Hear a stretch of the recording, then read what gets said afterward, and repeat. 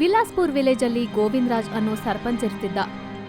ಊರಿನವರ ದೃಷ್ಟಿಲಿ ತುಂಬಾ ಒಳ್ಳೆಯವನು, ಎಲ್ಲರಿಗೂ ಕೈಲಾದ ಸಹಾಯ ಮಾಡ್ತಾ ಇರ್ತಾನೆ. ಆದ್ರೆ ಆತನು ಒಳ್ಳೆಯವನು ಮುಸುಕಲ್ಲಿ ಊರಿನವ್ರಿಗೆ ಗೊತ್ತಿಲ್ಲದೆ ಸ್ಮಗ್ಲಿಂಗ್ ಮಾಡ್ತಾ ಇರ್ತಾನೆ. ಅದನ್ನು ಅಂಡರ್ಗ್ರೌಂಡ್ ರಹಸ್ಯ ರೈಲು ಮಾರ್ಗದಿಂದ. ಆ ಊರಿನ ಪಕ್ಕದಲ್ಲೇ ಇರೋ ಅಡವಿಯೊಳಗೆ ಹಿಟ್ಲರ್ ಅನ್ನೋ ಹೆಸರಿಡೋ ವ್ಯಕ್ತಿಯೊಂದಿಗೆ ಸೇರಿ ಕಾರಲ್ಲಿ ಒಂದು ದೊಡ್ಡ ಮರದ ಹತ್ರಕ್ಕೆ ಬರ್ತಾನೆ ಗೋವಿಂದರಾವ್. ಅವನ ಕೈಯಲ್ಲಿರೋ ರಿಮೋಟ್ನ ಪ್ರೆಸ್ ಮಾಡಿದ ತಕ್ಷಣನೇ ಆ ಮರ ಪಕ್ಕಕ್ಕೆ ಹೋಗುತ್ತೆ. ಇಬ್ರು ಅಂಡರ್ಗ್ರೌಂಡ್ ಒಳಗೆ ಹೋಗ್ತಾರೆ. ಅಲ್ಲಿ ಟ್ರೈನ್ ಇರುತ್ತೆ, ಇಬ್ರು ಕೆಲ್ಸದವರು ಇರ್ತಾರೆ. ನೀವು ಹೀಗೆ ಮಾಡ್ತೀರಾ ಅಂತ ಊರಿನವ್ರಿಗೆ ಗೊತ್ತಾದ್ರೆ ಏನ್ ಪರಿಸ್ಥಿತಿ, ಏನಾಗುತ್ತೋ ಈಗ ನೀವೇ ತಿಳ್ಕೊಳ್ತೀರಾ ಅಂತ ಇಬ್ರು ಒಂದು ರೂಮ್ ಒಳಗೆ ಹೋಗ್ತಾರೆ. ಅಲ್ಲಿ ಹಿಟ್ಲರ್ಗೆ ಹೊಳಿತಿರೋ ಚಿನ್ನ ವಜ್ರಗಳು, ಶ್ರೀಗಂಧ ತುಂಡುಗಳು, ಶೀಶೆಯಲ್ಲಿ ಬಂಧಿಸಿಟ್ಟಿರೋ ಹಾವುಗಳು, ಬೋನಲ್ಲಿರೋ ಹುಲಿ, ಹಗ್ಗದಲ್ಲಿ ಕಟ್ಟಿರೋ ಇಬ್ರು ಮನುಷ್ಯರು. ಆ ಇಬ್ರು ಯಾರು, ಯಾಕೆ ಅವ್ರನ್ನ ಕಟ್ ಹಾಕಿದೀರಾ ಗೊತ್ತಾದ್ರೆ ಏನ್ ಈ ಪರಿಸ್ಥಿತಿ ಅಂದ್ರಲ್ವಾ. ಅದಕ್ಕೆ ಸಮಾಧಾನನೇ ಈ ಇಬ್ರು. ನನ್ನ ಎದುರಿಸಿರೋ ಅವ್ರಿಗೆ ಇಲ್ಲಿ ಸಾವು ಎಷ್ಟು ನರಕವಾಗಿರತ್ತೋ ರುಚಿ ನೋಡಿಸ್ತೀನಿ.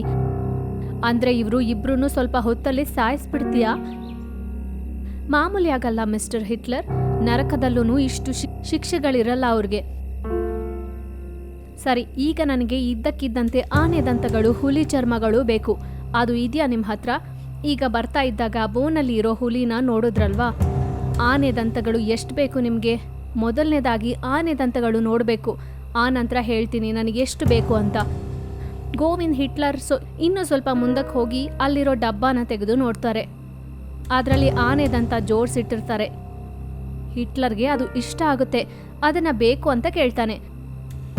ಮಿಸ್ಟರ್ ಗೋವಿಂದರಾವ್, ಆನೆ ದಂತ ನನಗಿಷ್ಟ ಆಯ್ತು, ಅದನ್ನ ಪ್ಯಾಕ್ ಮಾಡಿ ಕಳಿಸ್ಕೊಡಿ. ಹಾಗೆ ನಿಮ್ಗೆ ಎಷ್ಟು ಹಣ ಬೇಕೋ ಹೇಳಿ, ಒಂದು ಡೀಲ್ ಮಾತಾಡ್ಕೊಳ್ಳೋಣ.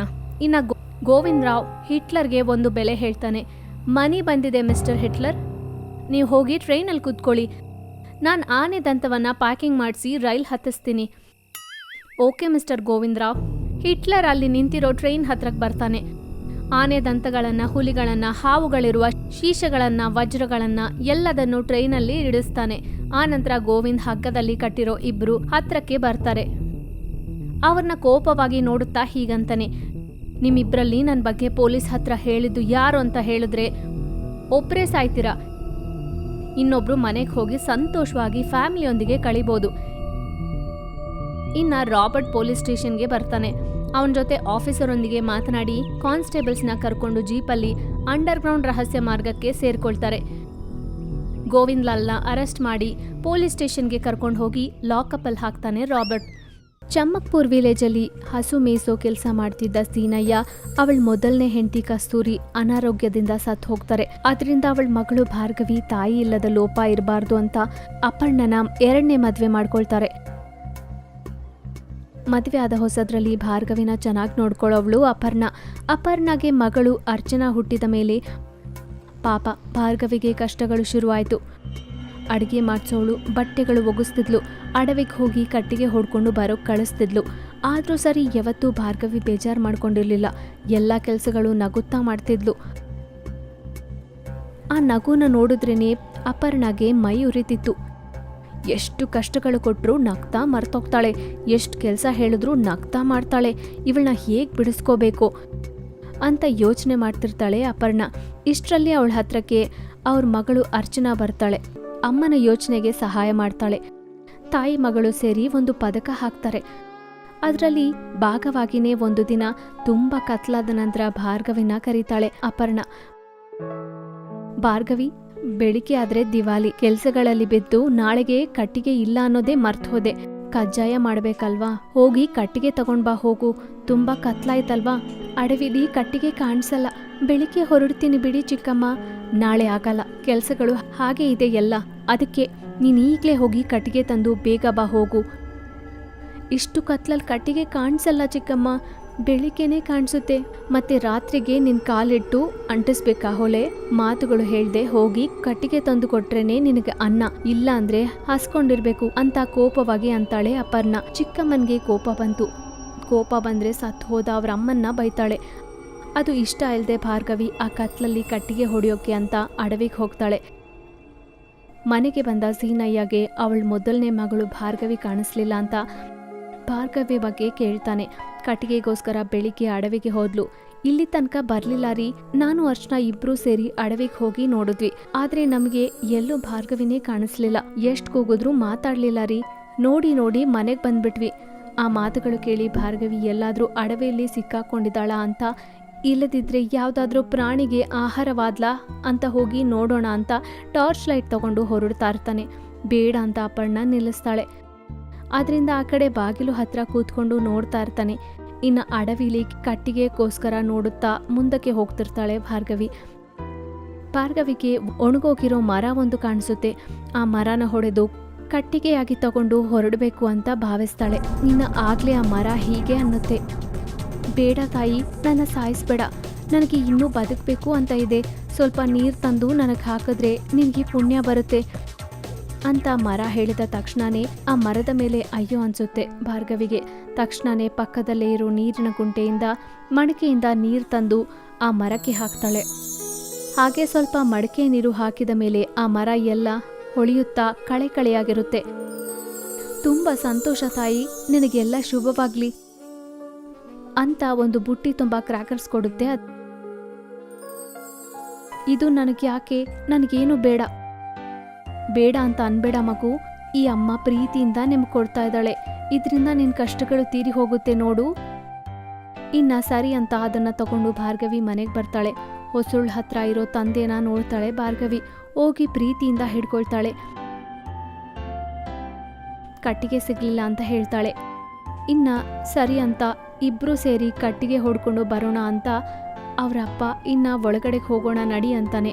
ಭಾರ್ಗವಿನ ಒಳಗಡೆಗೆ ಕರ್ಕೊಂಡು ಹೋಗ್ತಿದ್ದಾಗ ಅಪರ್ಣ ಬರ್ತಾಳೆ. ಕಟ್ಟಿಗೆ ತರಲಿಲ್ಲ, ಇದೇನೋ ಮರ ತಂದಿದ್ದಾಳೆ ಅಂತ, ಇದನ್ನ ತಿನ್ನಕ್ಕಾಗುತ್ತಾ ಅಂತ ಕೋಪ ಮಾಡ್ಕೊಳ್ತಾಳೆ. ಇನ್ನ ರಾತ್ರಿ ಅಳ್ತಾನೆ ಮಲಗ್ತಾಳೆ ಭಾರ್ಗವಿ. ಮರುದಿನ ದಿವಾಳಿ ರಾತ್ರಿ ಆಗುತ್ತೆ. ಅಪರ್ಣ ರಚನಾ ಇಬ್ರು ಒಳ್ಳೆ ಬಟ್ಟೆಗಳು ಹಾಕೊಳ್ತಾರೆ. ಭಾರ್ಗವಿಯನ್ನು ಹಳೆ ಬಟ್ಟೆಗಳಲ್ಲೇ ಇರ್ತಾಳೆ. ದೀಪಗಳು ಇಟ್ಟು ಹೊರಗಡೆ ಬಾಂಬ್ಗಳು ಹೊಡಿತಾ ಇರ್ತಾರೆ. ಆಗ ಭಾರ್ಗವಿಗೆ ಮರ ಅವ್ರಿಗೆ ಕೊಟ್ಟ ಕ್ರ್ಯಾಕರ್ಸ್ ನೆನಪಿಗೆ ಬರುತ್ತೆ. ಅವಳಿಗೆ ಕೊಟ್ಟ ಕ್ರ್ಯಾಕರ್ಸ್ ನೆನಪಿಗೆ ಬರುತ್ತೆ. ಹೋಗಿ ಆ ಬುಟ್ಟಿನ ತಂದು ಬಾಗಿಲ ಹತ್ರಕ್ಕೆ ಬರ್ತಾಳೆ. ಒಂದು ಕ್ರ್ಯಾಕರ್ನ ಹಚ್ತಾಳೆ. ಅದರಿಂದ ಎಲ್ಲ 10 ರೂಪಾಯಿ ನೋಟುಗಳು ಕೆಳಗೆ ಬೀಳುತ್ತೆ. ಅದನ್ನು ನೋಡಿದ ಎಲ್ಲರೂ ಆಶ್ಚರ್ಯ ಪಡ್ತಾರೆ. ತಕ್ಷಣ ಅರ್ಚನಾ ಒಂದು ಕ್ರ್ಯಾಕರ್ನ ತಗೊಂಡು ಅಂಟಿಸ್ತಾಳೆ. ಅದರಿಂದ ಎಲ್ಲ ಕಲ್ಲುಗಳೇ ಬರುತ್ತೆ. ಅದನ್ನು ನೋಡಿದ ಅರ್ಚನಾ ಅಳ್ತಾ ಇರ್ತಾಳೆ. ಇನ್ನು ಭಾರ್ಗವಿ ಇನ್ನೊಂದು ಕ್ರ್ಯಾಕರ್ನ ಅಂಟಿಸ್ತಾಳೆ. ಅದರಲ್ಲಿಂದ 500 ರೂಪಾಯಿ ನೋಟುಗಳು ಬರುತ್ತೆ. ಅರ್ಚನಾ ಒಂದು ಕ್ರ್ಯಾಕರ್ ತಗೊಂಡು ಬೆಳಗಿಸ್ತಾಳೆ. ಅದರಲ್ಲಿಂದ ಇಜ್ಜಲು ಹೊರಗಡೆ ಬರುತ್ತೆ. ಅದನ್ನು ನೋಡಿ ಅಳ್ತಿರ್ತಾಳೆ ಅರ್ಚನಾ. ಹೀಗೆ ಎಲ್ಲ ಕ್ರ್ಯಾಕರ್ಸ್ನ ಭಾರ್ಗವಿ ಅಂಟಿಸ್ತಾಳೆ. ಭಾರ್ಗವಿ ಅಂಟಿಸಿದ ಪ್ರತಿ ಕ್ರ್ಯಾಕರ್ಸಿಂದ ಹಣ ಬರೋಕ್ಕೆ ಶುರುವಾಗುತ್ತೆ. ತಗೊಳ್ತಾಳೆ ಭಾರ್ಗವಿ. ಮನಸ್ಸಲ್ಲೇ ಮರ ತಾಯಿಗೆ ಕೃತಜ್ಞತೆಗಳು ಹೇಳ್ಕೊಳ್ತಾಳೆ. ಅವರ ಮಗಳು ಅರ್ಚನಾ ಪಟಾಕಿ ಅಂಟಿಸಿದ್ರು ಮಾತ್ರ ಕಲ್ಲುಗಳು ಇಜ್ಜಲು ಕೆಲ್ಸಕ್ಕೆ ಬಾರದ ಹುಣಸಿನ ಬೀಜಗಳು ಬರ್ತಾ ಇರುತ್ತೆ. ಆದ್ರೆ ಸವತಿ ಮಗಳು ಭಾರ್ಗವಿ ಅಂಟಿಸಿದ್ರೆ ಹಣ ಬರ್ತಿದೆ. ನಿಜಕ್ಕೆ ಇದೆಲ್ಲ ಮಾಯ ಅಂತ ಹೇಗ್ ನಡೆಯುತ್ತೆ ಅಂತ ಯೋಚಿಸ್ತಾ ಇರ್ತಾಳೆ ಅಪರ್ಣ. ಆ ಕ್ರ್ಯಾಕರ್ ಯಾರು ಕೊಟ್ರು, ಎಲ್ಲಿ ಕೊಟ್ರು ಅಂತ ಭಾರ್ಗವಿನ ಕೇಳಿ ತಿಳ್ಕೊಳ್ತಾಳೆ. ಆದ್ರೆ ಏನ್ ಮಾಡಿದ್ರು ಆ ಮಾಯ ಕ್ರ್ಯಾಕರ್ಸ್ ಬಂತು ಅನ್ನೋದು ಮರ್ತೋಗ್ತಾಳೆ. ಆಲಸ್ಯ ಮಾಡದೆ ಅವರ ಮಗಳು ಅರ್ಚನಾನ ಕರ್ಕೊಂಡು ಅಡವಿಗೆ ಹೋಗ್ತಾಳೆ. ಅಡವಿಯೆಲ್ಲ ಸುತ್ತಿ ನೋಡ್ತಿದ್ದಾಗ ಮಾಯ ಮರ ಹೀಗನ್ನುತ್ತೆ, ಯಾರು ಬೇಕಮ್ಮ, ಯಾರಾದ್ರೂ ತಪ್ಪೋದ್ರ? ಇನ್ನ ಮರ ಮಾತಾಡೋದು ನೋಡಿ ಆಶ್ಚರ್ಯ ಪಡ್ತಾರೆ ಅವರಿಬ್ರು. ಸ್ವಲ್ಪ ಭಯ ಪಡ್ತಿರ್ತಾರೆ. ಭಯ ಪಡಬೇಡಿ, ನಾನು ನಿಮಗೆ ಸಹಾಯ ಮಾಡ್ತೀನಿ. ಇಲ್ಲಿ ಒಂದು ಮಾಯಾ ಮರ ಇದೆಯಂತೆ. ನನ್ನ ಸವತಿ ಮಗಳು ಬಂದಾಗ ಮಾಯಾ ಕ್ರ್ಯಾಕರ್ಸ್ ಕೊಟ್ಲಂತೆ. ಈಗ ನಾನು ನನ್ನ ಮಗಳು ಬಂದಿದ್ದೀವಿ, ನಮಗೂ ಆ ಮಾಯಾ ಕ್ರ್ಯಾಕರ್ಸ್ ಬೇಕು. ಅಪರ್ಣ ನಡತೆ ಕೇಳ್ತಿರೋ ಹಾಗಿಲ್ಲ, ಡಿಮ್ಯಾಂಡ್ ಮಾಡ್ತಿರೋ ಹಾಗೆ ಅಹಂಕಾರವಾಗಿ ಮಾತಾಡ್ತಿದ್ದಾಳೆ. ಅದನ್ನು ಗಮನಿಸಿದ ಮರ ಅಪರ್ಣೊಂದಿಗೆ ಹೀಗನ್ನುತ್ತೆ, ನಾನೇ ತಾಯಿ ಮಾಯಾ ಮರ, ಹೇಳಿ ನಿಮ್ಗೇನು ಬೇಕು? ನಮಗೂ ತುಂಬ ಹಣ ಕೊಡೋ ಮಾಯಾ ಕ್ರ್ಯಾಕರ್ಸ್ ಕೊಡು. ಅದಕ್ಕೆ ಆ ಮರ ತಪ್ಪದೇ ಕೊಡ್ತೀನಿ ಅನ್ನುತ್ತೆ. ತಪ್ಪದೇ ಕೊಡ್ತೀನಿ, ನನಗೆ ತುಂಬ ದಾಹವಾಗಿದೆ, ಸ್ವಲ್ಪ ನೀರು ಹಾಕ್ತಿರು ದಯವಿಟ್ಟು. ಹಾಗೆ ಆ ಮರ ಕೇಳಿದಾಗಲೇ ಅಪರ್ಣ ಅರ್ಚನಾ ನೀರು ಹಾಕಲ್ಲ. ಹಣ ಇರೋ ಮಾಯಾ ಕ್ರ್ಯಾಕರ್ಸ್ ಕೊಡ್ತೀಯಾ ಇಲ್ವಾ ಅಂತ ಮರವೊಂದಿಗೆ ಜಗಳ ಮಾಡ್ತಾರೆ. ರೆಂಬೆಗಳನ್ನು ಮುರಿದಾಕ್ತೀವಿ ಅಂತ, ನಿನ್ನ ಕತ್ತರಿಸಾಕ್ತೀವಿ ಅಂತ. ಅದಕ್ಕೆ ಮರ ಇವ್ರಿಗೆ ತಕ್ಕ ಪಾಠ ಹೇಳಬೇಕು ಅಂತ ಕ್ರ್ಯಾಕರ್ಸ್ ತುಂಬಿದ 2 ಬುಟ್ಟಿಗಳನ್ನು ಕೊಡುತ್ತೆ. ಅದು ಇಲ್ಲಿ ಕೆಲಸ ಮಾಡಲ್ಲ, ನೀವು ಮನೆಗೆ ಹೋದ ಮೇಲೇ ಕೆಲಸ ಮಾಡುತ್ತೆ ಅಂತ ಹೇಳಿ ಆ ಮರ ಮಾಯ ಆಗೋಗುತ್ತೆ. ಇನ್ನು ಅವ್ರ ಮರ ಹೇಳಿದ್ದು ನಿಜಾನೇ ಆಗಿರಬಹುದು ಅಂದ್ಕೊಳ್ತಾರೆ. ಆ ಬುಟ್ಟಿಗಳನ್ನು ಎತ್ಕೊಂಡು ಸಂತೋಷವಾಗಿ ಮನೆಗೆ ಬರ್ತಾರೆ. ಗಂಡ ಸೀನಯ್ಯನ ಸವತಿ ಮಗಳು ಭಾರ್ಗವಿನ ಕರೀತಾರೆ. ಅವ್ರ ಹತ್ರ ಇರೋ ಮಾಯಾ ಕ್ರ್ಯಾಕರ್ಸ್ನ ಇಬ್ರು ನೋಡ್ತಾರೆ. ತಾಯಿ ಮಗಳು ಇಬ್ರು ಬುಟ್ಟಿಗಳನ್ನು ತೆಗಿತಾರೆ. ಕ್ರ್ಯಾಕರ್ಸ್ ಎಲ್ಲ ಕಟ್ಟಿಗೆಯಾಗಿ ಬದಲಾಗ್ಬಿಡುತ್ತೆ. ಅದನ್ನು ನೋಡಿ ನಗ್ತಾ ಇರ್ತಾರೆ ಭಾರ್ಗವಿ ಸೀನಯ್ಯ. ಇನ್ನು ಅದರಿಂದ ತಾಯಿ ಮಗಳು ಇಬ್ರು ಮುಖ ಸಪ್ಪಗೆ ಮಾಡ್ಕೊಳ್ತಾರೆ.